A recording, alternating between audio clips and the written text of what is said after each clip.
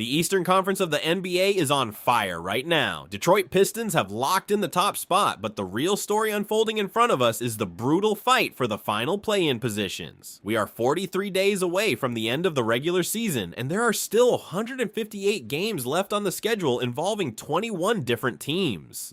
The question everyone should be asking is simple: who is actually going to punch their ticket to the postseason?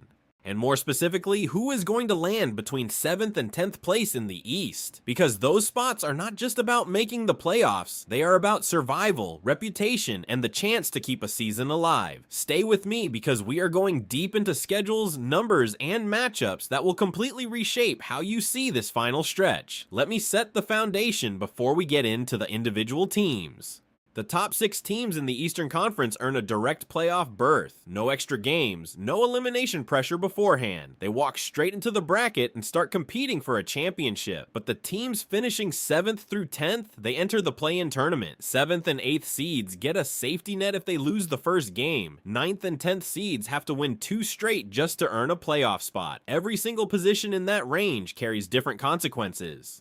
The gap between 7th and 10th place is not just one spot on a spreadsheet, it is a completely different path to the postseason, and for some teams, it could mean the difference between a real chance at something and an early summer. Now here's a stat that does not get nearly enough attention heading into this final stretch. Teams that enter games with a rest advantage, meaning they had more recovery time than their opponent, have gone 107 wins and 103 losses through February 28th. That is roughly 51%, not a massive edge, but in a conference race where games are decided by 2 or 3 possessions, that margin absolutely matters. What makes this number even more interesting is the split between home and away. Home win percentage for those rested teams sits at 48. 2% away, it jumps to 54%. That tells us something important. Home court is not automatically a safe haven. The environment, the travel schedule, and the rest factor all combine to create results that challenge conventional thinking about where teams perform best. Let us talk about the Atlanta Hawks. Their remaining schedule looks manageable on paper. They have just 1 game left where they will be at a rest disadvantage, and that game is at home on March 28th against the Sacramento Kings. On top of that, Atlanta is set to play 10 of their next 11 games inside State Farm Arena.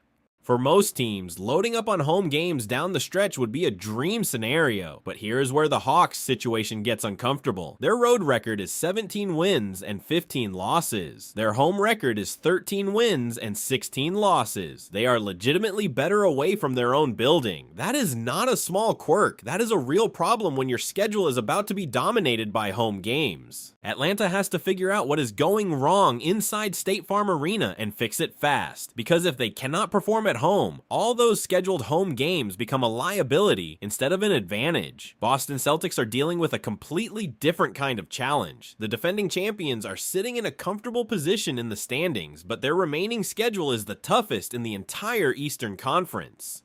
Their upcoming opponents carry a combined winning percentage of 52.5%, and out of the 23 games Boston still has to play, 12 of them are against teams sitting above 500, 12 games against legitimate competition with something to play for. That is not a schedule, that is a stress test. It will expose every weakness, challenge every rotation decision, and demand absolute consistency from a team that sometimes looks like it can coast on talent.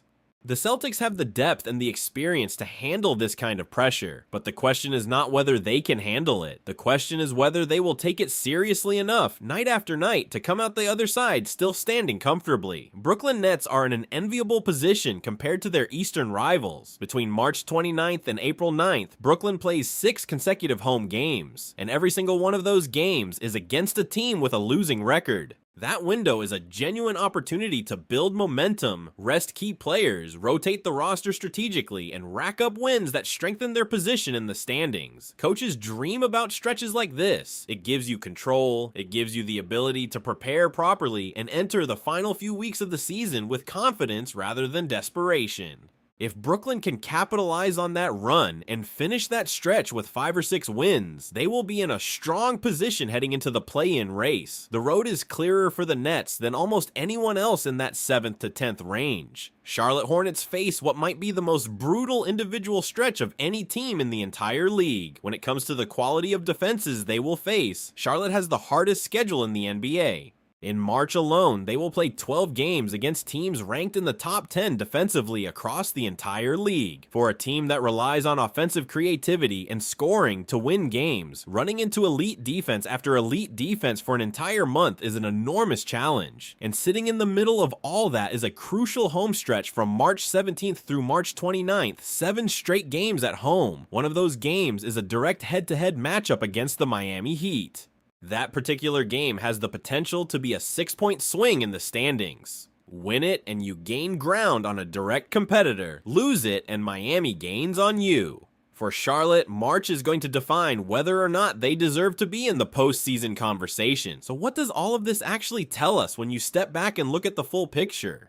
When you line up the schedules, compare the home and away splits, weigh the strength of upcoming opponents, and factor in rest advantages, the conclusion is this: the play-in race in the East will not be decided by individual brilliance alone. Stars matter. A single performance can flip a game, but at the macro level, what separates the teams that make it from the teams that go home early is 3 things. First, the ability to take advantage of favorable windows in the schedule. Brooklyn has one coming. Atlanta has one coming. The question is whether they will actually cash in. Second, the mental and physical resilience to survive difficult stretches. Boston and Charlotte are walking into fire. Do they have the toughness and the depth to come out the other side? Third, consistency on both sides of the floor, home and away, rested or not, because in the play-in tournament there is no comfortable venue.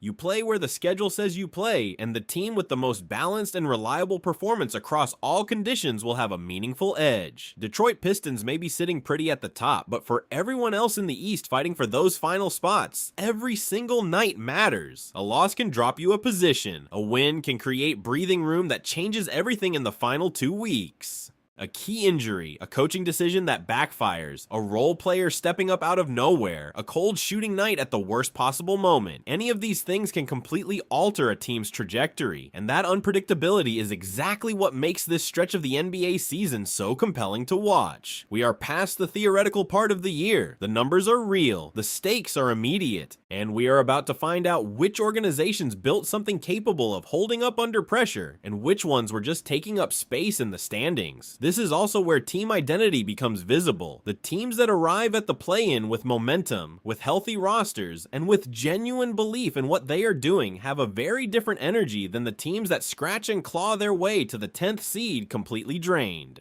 History in the NBA has shown us that seeding is not destiny. A 10th seed with fire in their eyes can beat a 7th seed that is already mentally exhausted. Once the play-in starts, the regular season becomes history. All that matters is who shows up in that moment. So based on everything we broke down today, the schedules, the home and away numbers, the defensive matchups, the rest factor, and the direct head-to-head collisions, which team do you think has the best shot at securing one of those final play-in spots in the East? Are the Hawks going to figure out their home court issues in time? Can the Nets turn their favorable April stretch into real momentum? Will the Celtics power through the toughest schedule in the conference? And can Charlotte survive a month of facing elite defenses back-to-back? Drop your take in the comments because I want to know what you think, and if you want more analysis at this level every week, make sure you are subscribed. See you next time.